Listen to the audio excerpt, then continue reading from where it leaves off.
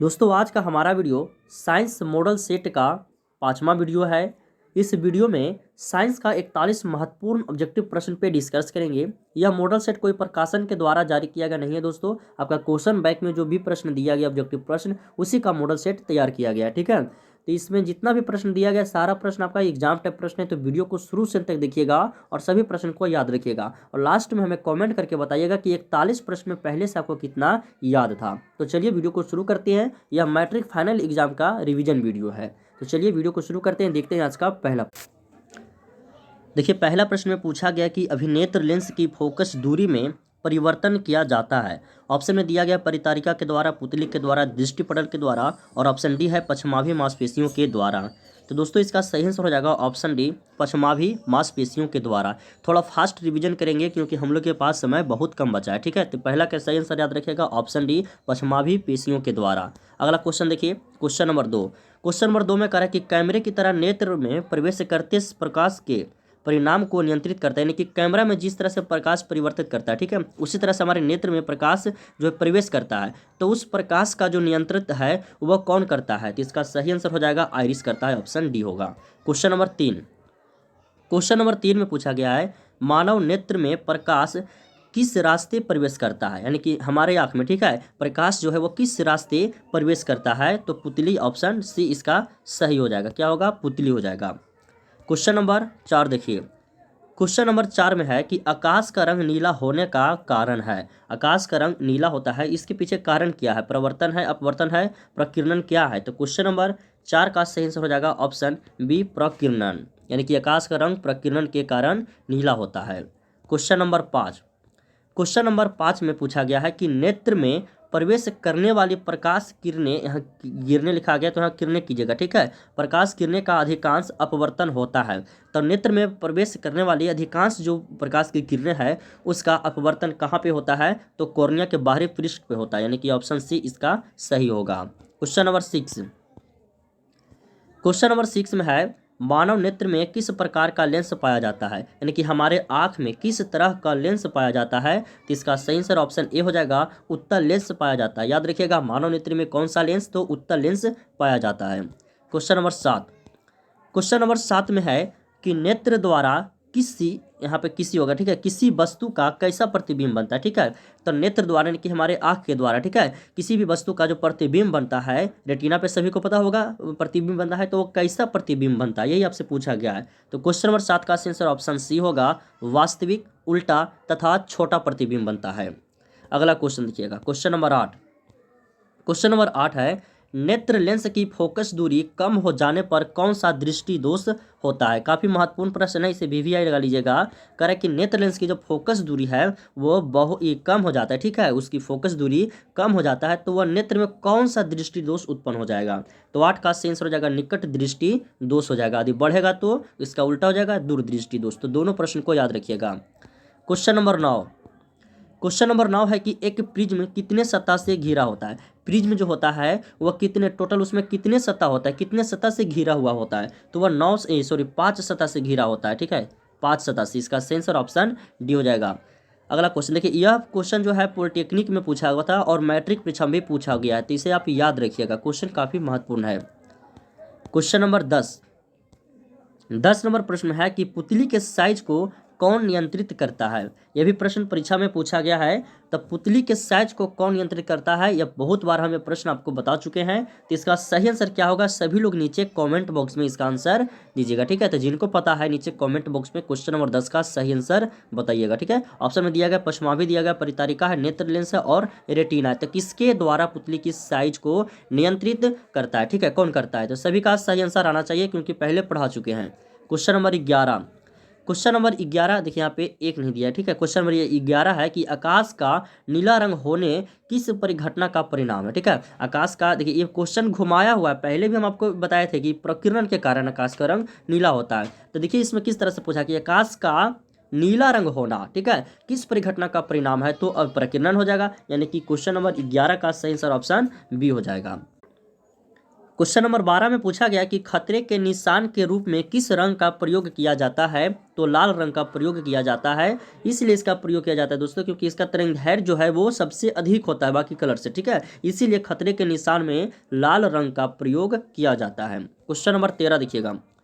Question number 13 में पूछा गया कि इंद्रधनुष का भीतरी हिस्सा किस रंग का होता है। इंद्रधनुष का जो भीतरी हिस्सा होता है वो किस रंग का होता है, लाल का होता है, बैगनी, पीला की हरा का होता है। तो 13 का सही आंसर हो जाएगा बैगनी रंग का, ऑप्शन बी सही होगा। क्वेश्चन नंबर 14 देखिएगा। पूछा गया कि श्वेत प्रकाश जब प्रिज्म से गुजरता है तो सर्वाधिक विचलित होता है। तो श्वेत प्रकाश यानी कि सूर्य का जो प्रकाश होता है वो प्रिज्म से जब गुजरता है तो इसमें इस 7 रंग में विभक्त हो जाता है। तो उनमें से कौन सा कलर का विचलन जो है वो सर्वाधिक होता है, ठीक है। तो जिसका तरंगदैर्घ्य जो है सबसे अधिक होता है उसका विचलन सबसे कम होता है, और जिसका सबसे तरंगदैर्घ्य जो है कम होता है उसका विचलन अधिक होता है। तो बैगनी रंग का विचलन सबसे अधिक हो जाएगा। तो 14 का सही आंसर ऑप्शन सी हो जाएगा। याद रखिएगा, सिंपल से इसका एक ट्रिक है, याद रखिएगा कि जिस रंग का तरंगदैर्घ्य अधिक होगा उस रंग का विचलन सबसे कम होगा, और जिस रंग का तरंगदैर्घ्य सबसे कम होगा उसका विचलन सबसे अधिक होगा। तो इनमें से किसका, तो लाल रंग का जो तरंगदैर्घ्य है वो सबसे अधिक होता है तो इसका विचलन क्या होगा, तो सबसे कम होगा। और बैगनी का सबसे कम अधिक होता है, ये तरंगदैर्घ्य होता है तो इसका विचलन जो हो जाएगा वो सबसे अधिक हो जाएगा, ठीक है। याद रखना इस तरह से। अगला क्वेश्चन देखिए, 15 नंबर क्वेश्चन। 15 नंबर क्वेश्चन है कि जब श्वेत प्रकाश कांच के प्रिज्म से गुजरता है तो प्रिज्म के आधार की ओर अधिक झुकी प्रकाश किरण का रंग होता है। कह रहा है कि जब प्रिज्म से श्वेत प्रकाश गुजरता है, ठीक है, सूर्य का प्रकाश जब गुजरता है तो 7 रंगों में विभक्त होता है। तो उनमें से कौन सा रंग जो है वो अधिक झुकी प्रकाश सबसे अधिक झुका हुआ रहता है। 7 रंग में से कौन सा रंग सबसे अधिक झुका हुआ रहता है। तो इसका आंसर क्या हो जाएगा। तो यह भी प्रश्न हम आपको पहले बताए हैं और इस पर पूरी अच्छी तरह से आपका सब्जेक्टिव क्वेश्चन भी हम बताए हैं, ठीक है। सब्जेक्टिव क्वेश्चन पूछेगा मैट्रिक परीक्षा में तो आप लोग एक बार उसे पढ़ लीजिएगा। इसका भी आंसर आप सभी लोग नीचे हमें कमेंट बॉक्स में दीजिएगा। 1-2 प्रश्न का दोस्तों इसी तरह से आपका मौखिक टेस्ट लेंगे हर एक सेट में, ठीक है। तो सभी का सही आंसर आना चाहिए, ठीक है। तो क्वेश्चन नंबर 15 का सही आंसर क्या होगा सभी लोग नीचे कमेंट बॉक्स में बताइएगा। क्वेश्चन नंबर 16 देखिएगा, और सब्जेक्टिव पढ़ लेना है, प्रिज्म से आपका प्रश्न पूछेगा मैट्रिक परीक्षा में। 16 नंबर, चंद्रमा से देखने पर आकाश दिखाई देता है तो काला दिखाई देता है। कैसा दिखाई देता है, काला, यानी कि ऑप्शन इसका सी सही हो जाएगा, काला हो जाएगा। क्वेश्चन नंबर 17 नंबर क्वेश्चन है कि प्रकाश के किन रंगों में प्रकीर्णन सबसे कम होता है, ठीक है। प्रकाश के किन रंगों में प्रकीर्णन सबसे कम होता है, तो लाल रंगों में। यही उसी का उल्टा है जो आपका पढ़े थे, जिसका तरंगदैर्घ्य सबसे अधिक होगा उसका प्रकीर्णन क्या होगा, तो सबसे कम हो जाएगा। क्वेश्चन नंबर 18 में है प्रकाश का घटक तरंगों में टूटना कहलाता है, क्या कहलाता है। तो दोस्तों प्रकाश का जो घटक है वो तरंगों में टूटना क्या कहलाता है, तो परिक्षेपण कहलाते हैं। ऑप्शन सी इसका सही होगा। 19 नंबर क्वेश्चन देखिएगा। 19 नंबर क्वेश्चन है इंद्रधनुष बनाने में आवश्यक है कि सूर्य की किरणों में निम्नलिखित बातों हो। कह रहे कि इंद्रधनुष बनाने के लिए क्या आवश्यक है, जो कि सूर्य की किरणों में वह निम्नलिखित बातें होना चाहिए, ठीक है। तो क्वेश्चन नंबर 19 का सही आंसर हो जाएगा अपवर्तन तथा पूर्ण आंतरिक प्रवर्तन, ये दोनों घटना होना चाहिए। तो इसका सही आंसर हो जाएगा ऑप्शन डी हो जाएगा। क्वेश्चन नंबर 20 नंबर है कि इंद्रधनुष का भीतरी हिस्सा, ये देखिए क्वेश्चन रिपीट हो गया है, सभी को पता होगा बैगनी। याद रखिएगा इंद्रधनुष का भीतरी हिस्सा किस रंग का होता है, तो बैगनी रंग का होता है। ऑप्शन बी इसका सही होगा। क्वेश्चन नंबर 21 देखिएगा। 21 है आंख व्यवहार करता है, तो आंख जो है उत्तल लेंस की तरह व्यवहार करता है, यानी इसका सही आंसर हो जाएगा ऑप्शन बी उत्तल लेंस की तरह। अगला क्वेश्चन देखिएगा 22 नंबर क्वेश्चन कह रहा है कि जब कांच की छड़ की रेशम से रगड़ा जाता है तो छोड़ा, यहाँ पर छोड़ा है, ठीक है। छोड़ा यानी कि ऋण आवेश होता है, उसका छोड़ पूछा गया, ठीक है। घन आवेश होता है, उदासीन होता है, कि इनमें से कोई नहीं होता है। तो 22 का सही आंसर हो जाएगा ऑप्शन बी, जब कांच की छड़ की रेशम से रगड़ा जाता है तो उसका छोड़ जो होता है वो पॉजिटिव हो जाता है, यानी कि घन आवेशित हो जाता है, ठीक है। ऑप्शन बी सही होगा। 23 नंबर क्वेश्चन देखिए। 23 नंबर क्वेश्चन है कि जब आवेशित चालक का संपूर्ण आवेश उसके रहता है, क्या रहता है।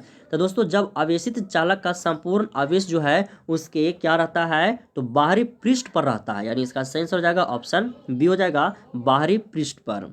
अगला क्वेश्चन देखिएगा 24 नंबर क्वेश्चन है कि दो विद्युत आवेशों के बीच लगने वाले बल से ठीक है, दो विद्युत आवेशों के बीच लगने वाले बल से संबंधित नियम है। तो क्या एम्पियर का नियम है, कूलॉम का है, फैराडे या ओम का है? तो 24 का सही आंसर हो जाएगा कूलॉम का नियम, ऑप्शन बी होगा।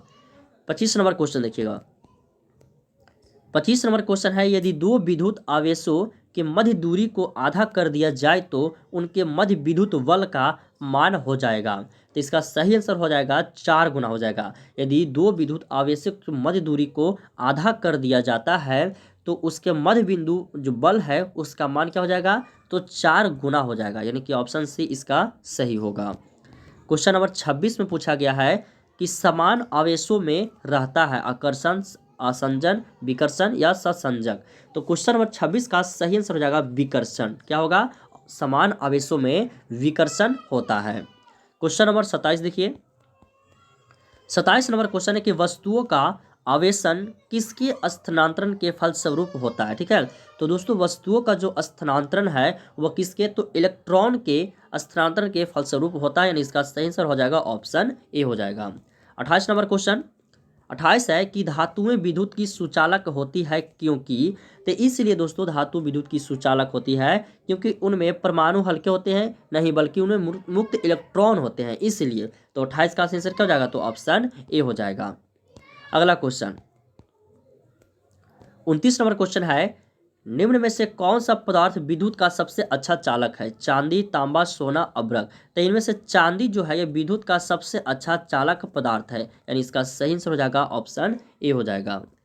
क्वेश्चन नंबर 30, एम्पियर किसका मात्रक है? काफी आसान प्रश्न है और परीक्षा में पूछा गया। तो विद्युत धारा का ये सही मात्रक एम्पियर होता है। ठीक है, ए से सूचित किया जाता है एम्पियर को। इसका सही आंसर हो जाएगा ऑप्शन सी हो जाएगा। क्वेश्चन नंबर 31 पूछा गया कि प्रत्यावर्ती धारा यानी कि एसी करंट और दिश धारा यानी कि डीसी करंट, ठीक है, एसी करंट और डीसी करंट में परिवर्तित किया जाता है। ठीक है, तो किसके द्वारा किया जाता है यही आपसे पूछा गया है, यानी कि एसी करंट को डीसी में कन्वर्ट करने के लिए किसके द्वारा, कौन सा उपकरण के द्वारा किया जाएगा? तो क्वेश्चन नंबर 31 का सही आंसर हो जाएगा रेक्टिफायर के द्वारा। ठीक है, किसके द्वारा? रेक्टिफायर के द्वारा। डायनेमो जो है दोस्तों ये यांत्रिक ऊर्जा को विद्युत ऊर्जा में परिवर्तित करता है, और मोटर जो है यह क्या करता है? तो विद्युत ऊर्जा को यांत्रिक ऊर्जा में परिवर्तित करता है। ट्रांसफार्मर जो ये कभी बढ़ाता है या आपका वोल्टेज का, और कभी घटाता है, और रेक्टिफायर जो है वो एसी करंट को डीसी में कन्वर्ट कर देता है। अगला क्वेश्चन 32 नंबर है कि विद्युत उपकरण में अर्थ का उपयोग होता है। अर्थ यानी कि जिसे हम लोग अर्थिंग कहते हैं। ठीक है, तो उसमें उसका जो उपयोग होता है किसके लिए उसका उपयोग किया जाता है? जैसे समझिएगा, देखिए आपका 4 फेस लाइन रहता है। ठीक है, जिसमें से 3 फेस आपका एक गर्म होता है, मेन लाइन होता है, एक होता है जो आपका अर्थ वाला होता है। तो उसका उपयोग हम लोग क्यों करते हैं? तो उसका उपयोग हम लोग सुरक्षा के लिए करते हैं, यानी इसका सही आंसर हो जाएगा ऑप्शन सी हो जाएगा। क्वेश्चन नंबर 33, आदर्श वोल्ट मीटर का प्रतिरोध होता है। वोल्ट मीटर का प्रतिरोध सभी को पता होगा। आदर्श वोल्ट मीटर का प्रतिरोध क्या होता है ये भी आप जान लीजिए, तो इसका सही आंसर हो जाएगा अनंत हो जाएगा। क्वेश्चन नंबर 34, किसी परिपथ में एक बिंदु पर मिलने वाले धाराओं का बीजगणितीय योग होता है। तो किसी परिपथ में एक बिंदु पर मिलने वाले धाराओं का जो बीजगणितीय योग होता है वह क्या होता है? तो इसका सही आंसर हो जाएगा 34 नंबर प्रश्न का ऑप्शन डी। इनमें से कोई ना ही अनंत होता है, ना ही शून्य होता है, और ना ही अनंत और ना ही शून्य के बीच। इसका सही आंसर ऑप्शन डी हो जाएगा, इनमें से कोई नहीं होता है। सब्जेक्टिव में हम आपको बता दिए हैं, तो आप सब्जेक्टिव क्वेश्चन अभी तक नहीं देखे हैं तो चैनल के प्ले लिस्ट में जाइएगा। सब्जेक्टिव क्वेश्चन साइंस का स्पेशल एक प्ले लिस्ट मिलेगा, आप जाकर के वीडियो देख सकते हैं, समझ में आ जाएगा। ठीक है, 35 नंबर क्वेश्चन 35 नंबर है कि प्रतिरोध का मात्रक, आसान क्वेश्चन है, सभी का पता होगा, ओम। सिंबल इस तरह होता है। ठीक है, प्रतिरोध कैसे है? मात्रक ओम होता है। 36 नंबर क्वेश्चन, घरों में लगे पंखे एवं बल्ब यदि लगे होते हैं। देखिए कह रहे कि घरों में जो बॉल और पंखा जो लगा होता है, फ्रिज वगैरह जो टीवी वगैरह सब लगा हुआ है, वह कौन सा क्रम में लगा हुआ था यही आपसे पूछा गया। तो वह समांतर क्रम में लगा हुआ था, यानी कि इसका आंसर ऑप्शन सी हो जाएगा। 37 नंबर क्वेश्चन 37 है कि किसी चालक के सिरों के बीच विभवांतर उसमें बहने वाली धारा के समानुपाती होता है। यह नियम जो है किसका है यही आपसे पूछा गया है। तो यह नियम ओम का नियम का है। किसी चालक के सिरों के बीच विभवांतर उसमें बहने वाली धारा के समानुपाती होता है, यह नियम ओम का नियम है। अगला क्वेश्चन 38 है कि यदि किसी तार की त्रिज्या आधी कर दी जाए तो उसका प्रतिरोध, तार की त्रिज्या बोला है कि आधा कर देंगे तो उसका प्रतिरोध जो होगा वो क्या होगा, तो उसका प्रतिरोध जो है वो 1/16 गुना हो जाएगा, यानी इसका आंसर हो जाएगा ऑप्शन डी हो जाएगा। क्वेश्चन नंबर 39, विशिष्ट प्रतिरोध का एसआई मात्रक, काफी महत्वपूर्ण प्रश्न है, यह पूछा गया है विशिष्ट प्रतिरोध का एसआई मात्रक, तो इसका सही आंसर हो जाएगा ohm meter, option B. 40 number question देखिए, 40 नंबर क्वेश्चन है कि एक सामान्य शुष्क सेल में विद्युत अपघटन होता है, तो एक समान शुष्क सेल में जो विद्युत अपघटन होता है वो अमोनिया क्लोराइड और मैग्नीज डाइऑक्साइड दोनों पर होता है, यानी इसका सही आंसर क्या हो जाएगा, ऑप्शन सी हो जाएगा, अमोनियम क्लोराइड हो जाएगा और मैग्नीज डाइऑक्साइड दोनों हो जाएगा। अगला question, last question 41 number question है कि एक कार बैटरी में प्रयुक्त विद्युत अपघटन होता है, यानी कि कार की जो बैटरी को होती है उसमें विद्युत अपघटन होता है, तो उसमें विद्युत अपघटन आसुत जल से होता है, यानी इसका सही आंसर क्या हो जाएगा, तो ऑप्शन डी हो जाएगा। एक मिनट, आसुत जल नहीं सल्फ्यूरिक अम्ल होता है जी, माफ कीजिएगा। क्वेश्चन नंबर 41 का सही आंसर हो जाएगा ऑप्शन बी हो जाएगा, सल्फ्यूरिक अम्ल होगा। तो ये आपका 41 प्रश्न था, आपका क्वेश्चन बैंक से लिया गया सारा प्रश्न था, तो एक बार इसे फिर से आप रिपीट कर लीजिएगा, क्योंकि क्वेश्चन बैंक से मैट्रिक परीक्षा में काफ़ी ज़्यादा प्रश्न पूछे जाते हैं। वीडियो पसंद आया हो तो वीडियो को लाइक कीजिए, अपने दोस्तों में शेयर कीजिए, और चैनल पर पहली बार आए हैं तो चैनल को सब्सक्राइब करके बेल आइकन को प्रेस कर लीजिए, ताकि मैट्रिक परीक्षा से संबंधित हर एक नए वीडियो का नोटिफिकेशन समय से मिलता रहे। धन्यवाद दोस्तों, मिलते हैं अगले वीडियो में।